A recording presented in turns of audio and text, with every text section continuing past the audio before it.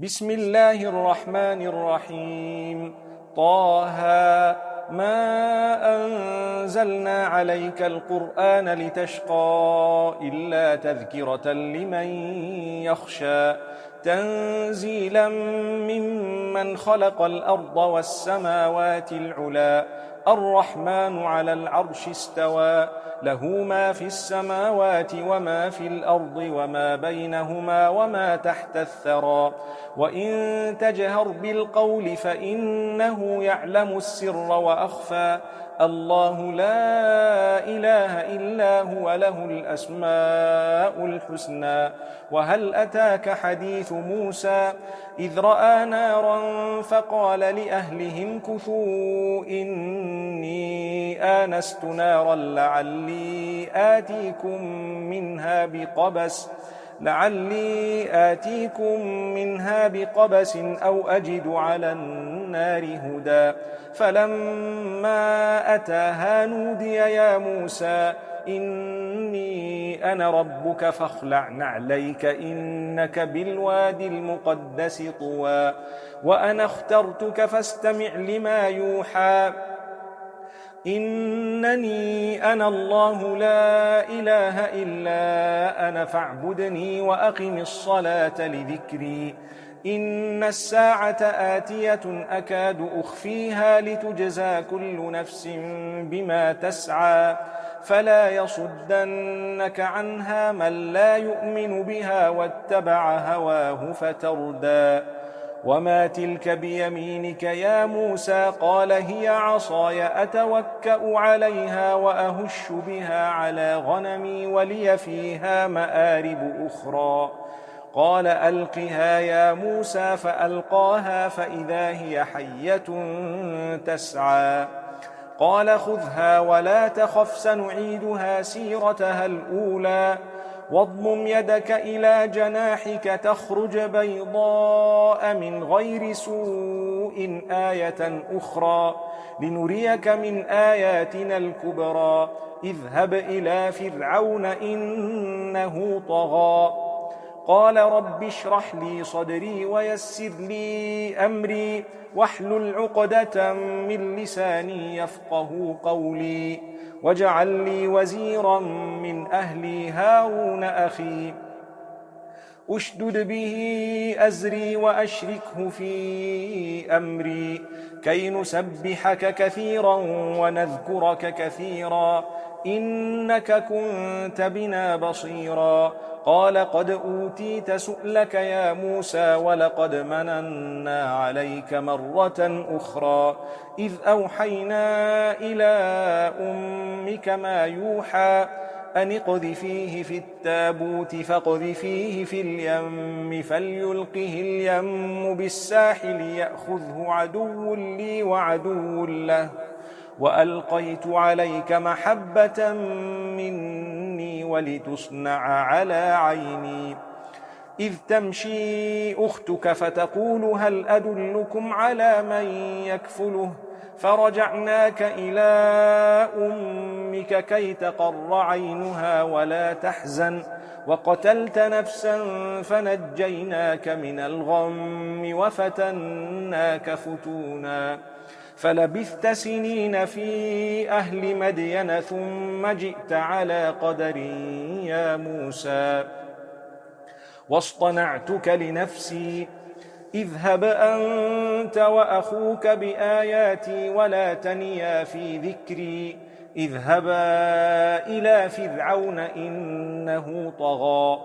فقولا له قولا لينا لعله يتذكر أو يخشى قالا ربنا إننا نخاف أن يفرط علينا أو أن يطغى قال لا تخافا إنني معكما أسمع وأرى فأتياه فقولا إنا رسولا ربك فأرسل معنا بني إسرائيل ولا تعذبهم قد جئناك بآية من ربك والسلام على من اتبع الهدى إنا قد أوحي إلينا أن العذاب على من كذب وتولى قال فمن ربكما يا موسى قال ربنا الذي أعطى كل شيء خلقه ثم هدى قال فما بال القرون الأولى قال علمها عند ربي في كتاب لا يضل ربي ولا ينسى الذي جعل لكم الأرض مهدا وسلك لكم فيها سبلا وأنزل من السماء ماء فأخرجنا به أزواجا من نبات شتى كلوا وارعوا أنعامكم إن في ذلك لآيات لأولي النهى منها خلقناكم وفيها نعيدكم ومنها نخرجكم تارة أخرى ولقد أريناه آياتنا كلها فكذب وأبى قال أجئتنا لتخرجنا من أرضنا بسحرك يا موسى فلنأتينك بسحر مثله فاجعل بيننا وبينك موعدا لا نخلفه نحن ولا أنت مكانا سوى قال موعدكم يوم الزينة وأن يحشر الناس ضحى فتولى فرعون فجمع كيده ثم أتى قال لهم موسى ويلكم لا تفتروا على الله كذبا فيسحتكم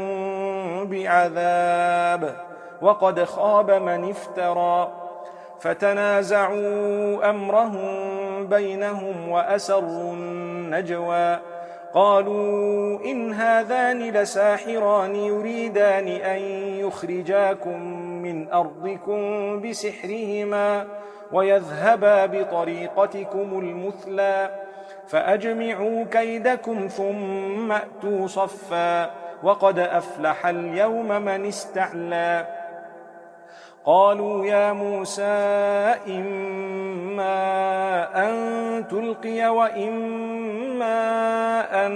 نكون أول من ألقى قال بل ألقوا فإذا حبالهم وعصيهم يخيل إليه من سحرهم أنها تسعى فأوجس في نفسه خيفة موسى قلنا لا تخف إنك أنت الأعلى وألق ما في يمينك تلقف ما صنعوا إنما صنعوا كيد ساحر ولا يفلح الساحر حيث أتى فألقي السحرة سجدا قالوا آمنا برب هارون وموسى قال آمنتم له قبل أن آذن لكم إنه لكبيركم الذي علمكم السحر فلأقطعن أيديكم وأرجلكم من خلاف ولأصلبنكم في جذوع النخل ولتعلمن أينا أشد عذابا وأبقى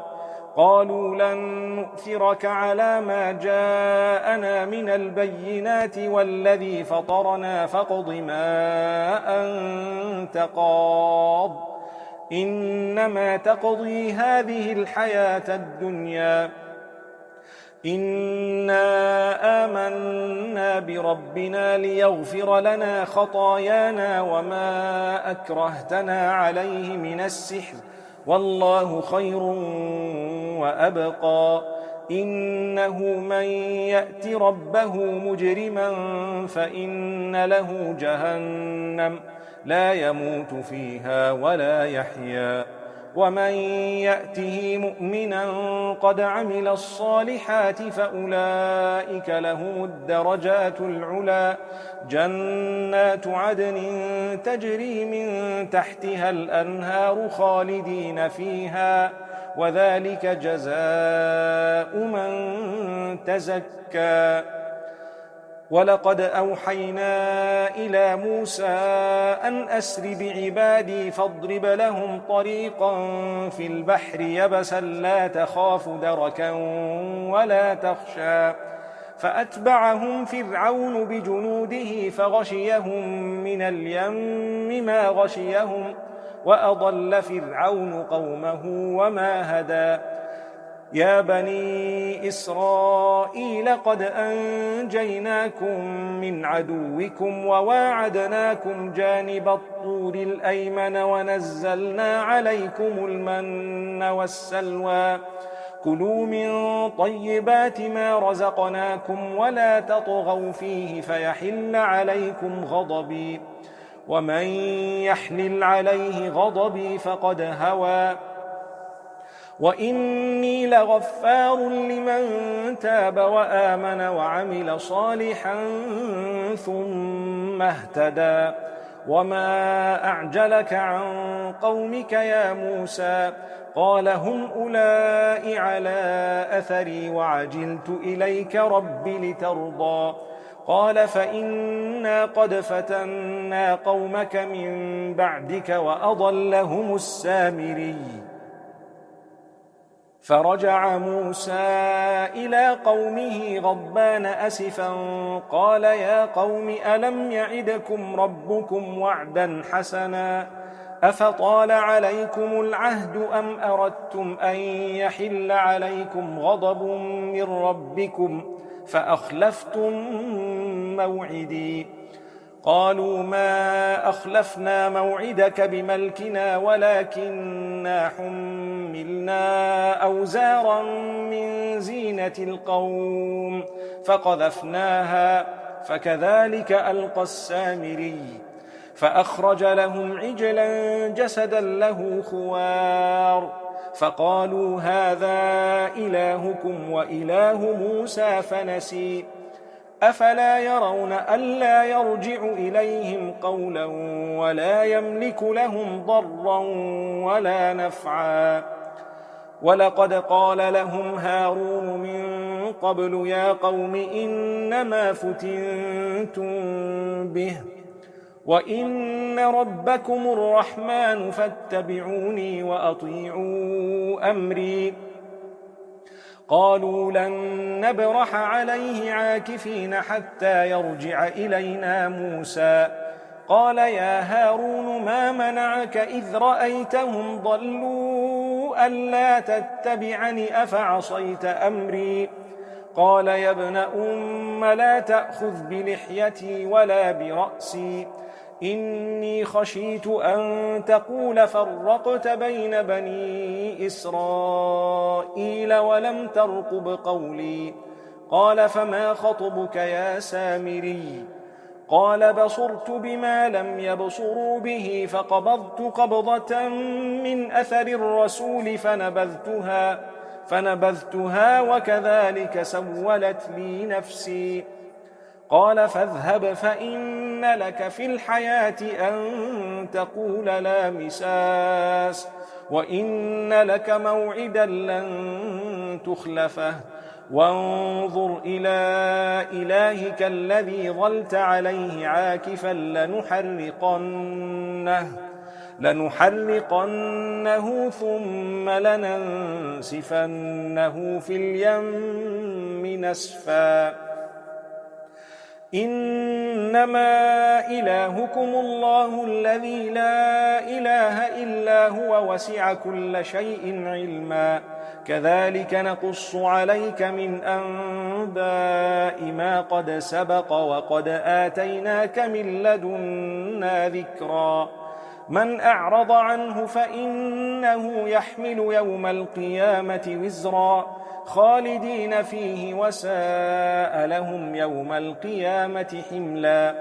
يوم ينفخ في الصور ونحشر المجرمين يومئذ زرقا يتخافتون بينهم إن لبثتم إلا عشرا نحن أعلم بما يقولون إذ يقول أمثلهم طريقة إن لبثتم إلا يوما ويسألونك عن الجبال فقل ينسفها ربي نسفا فيذرها قاعا صفصفا لا ترى فيها عوجا ولا أمتا يومئذ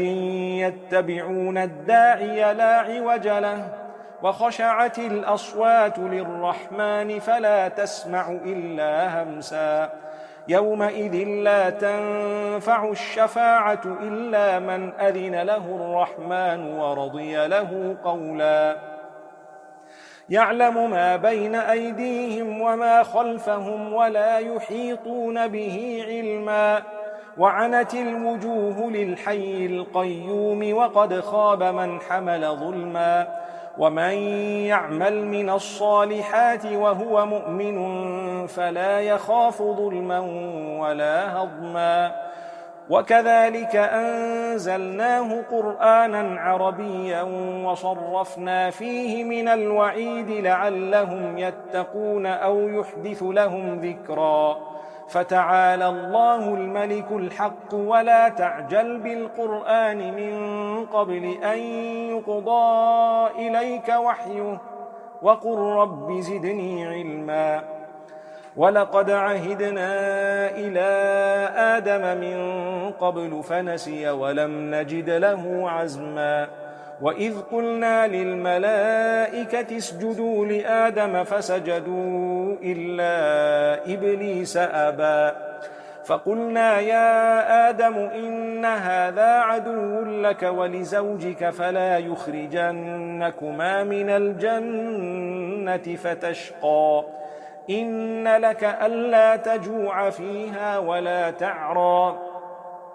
وأنك لا تظمأ فيها ولا تضحى فوسوس إليه الشيطان قال يا آدم هل أدلك على شجرة الخلد وملك لا يبلى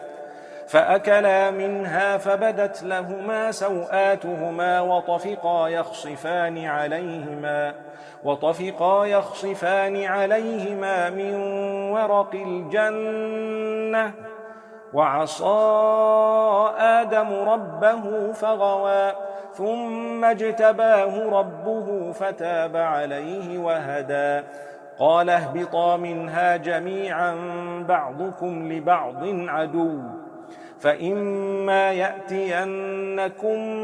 مني هدى فمن اتبع هداي فلا يضل ولا يشقى ومن أعرض عن ذكري فإن له معيشة ضنكا ونحشره يوم القيامة أعمى قال رب لم حشرتني أعمى وقد كنت بصيرا قال كذلك أتتك آياتنا فنسيتها وكذلك اليوم تنسى وكذلك نجزي من أسرف ولم يؤمن بآيات ربه ولعذاب الآخرة أشد وأبقى أفلم يهد لهم كم أهلكنا قبلهم من القرون يمشون في مساكنهم إن في ذلك لآيات لأولي النهى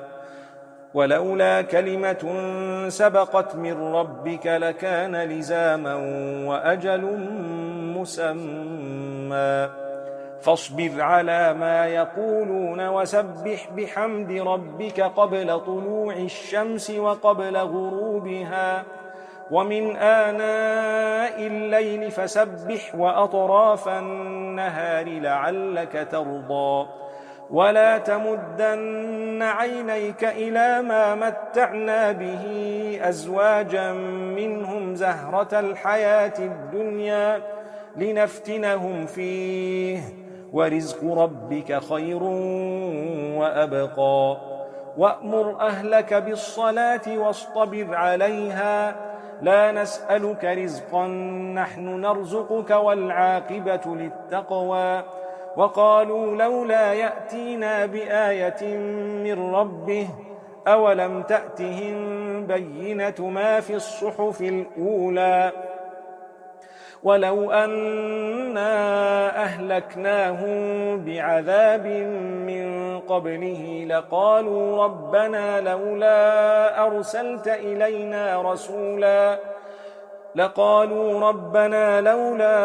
أرسلت إلينا رسولا فنتبع آياتك من قبل أن نذل ونخزى قل كل متربص فتربصوا فستعلمون من أصحاب الصراط السوي ومن اهتدى.